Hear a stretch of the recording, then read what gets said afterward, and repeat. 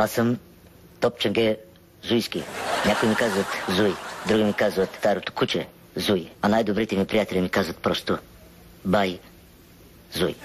Встъпих в полицията преди повече от 27 години, 6 месеца, 3 дни, 2 часа и 45 минути. Вече 46. Винаги съм се гордеял със своите инстинкти. Инстинкти на животно. Тренирани до крайност в преследване на опасни престъпници. Смело мога да кажа, че нищо не може да ме заблуди, защото аз съм куче. Истинско старо полицейско куче. Всички млади колеги искат да приличат на мен. Понякога и на мен се иска да приличам на себе си. Това рядко ми се отдава. Ето и сега. Спомням си оная блондинка през лятото на 2005-та. Близо до парка. 4-5 следобед. Помня всичко в най-малки подробности. Колата беше Бентли, бяло. Тапацерия бежова. Сребърни лети джанти, златни спинери на гумите, поръчка от всякъде. А името на собственика беше избордирано с златни букви на предните врати. А задните бяха с диамантини дръжки. Регистрационният номер също си спомням. СА-23891 КХ. Спукана лява, дясна гума. Веднага се личеше, че блондинката има нещо съмнително. Но какво? Огледах се наляво, надясно. Какво беше съмнителното? Знаех, че нещо не е наред. Това трябваше да науча в следващите няколко минути. Приближих се към нея внимателно. Ръката ми беше на оръжието. Много внимавах, същевременно да не я оплаша. Преместете колата. Не мога. Показвай гумата. Ами, сменете я. Аз чакам пътна помощ. Пътна помощ? Да. Че не може да я смените сама? Гумата нямате ли си крик? Резервна гума? Отворете багажника. Може ли само малко да...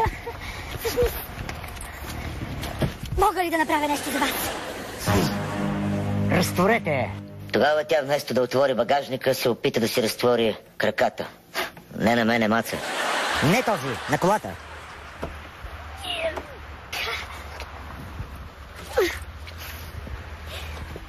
Мога ли да направя все пак нещо за вас? Да. Да отстранете се. Багажника бе пълен с какви ли не неща. Всъщност с обичайните. Това... кръв ли е? Те не сте клали някой? Да. Да? Агне. За курбан. Че много е голямо агнето. Ами голям курбан ще правя. Да. Ма то и с ръчички това агънце. Да. Това да не е... Не. Трева?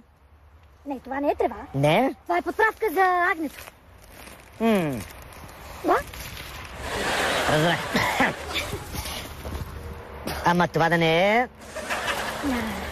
Това е сол за агнето пак. Не е солена.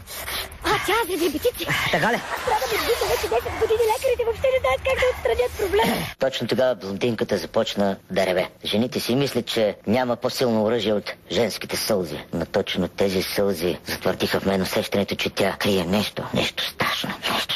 Нещо, което закона преследва със страшна сила. Нещо, заради което аз бях на това място. Нещо, заради което Господ ме беше пратил точно тук. Благодаря ти, Боже. Събитията по-нататък доказаха именно това.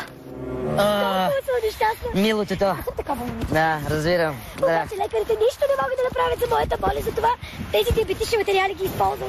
Да, разбирам, да. А това? Това са... Какво са? Фалшиви пари. Фалшиви?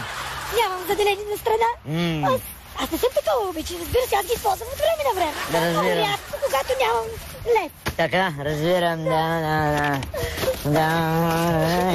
Няма нищо. Няма. Няма ни.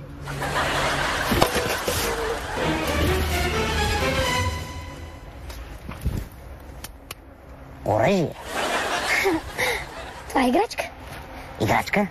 Разведена съм. Мъже ми не ми дава детето. Купих му играчка и... Ами он що падна? Спънал се. Внимавайте къде ходите, де. Точно тогава, под капака на тоалетната чиния, намерих и перуката. Това наистина ме убеди, че тази жена крие нещо, но какво? Багажника беше пълен с какво ли не. Само не с това, което трябва на един истински престъпник. Но истинския полицай, какъвто безспорно съм аз, не може да бъде излъган. Вие нямате крик.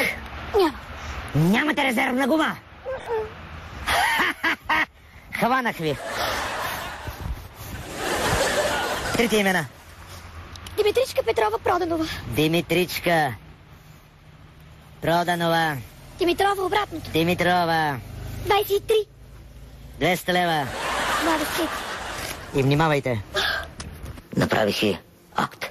После втори. И след третия вече я глобих. Глобих я малко повече, за да не ме лъже друг път. Това е. Всички трябва да имат страх от закона, чието олицетворение съм аз. Благодаря ви.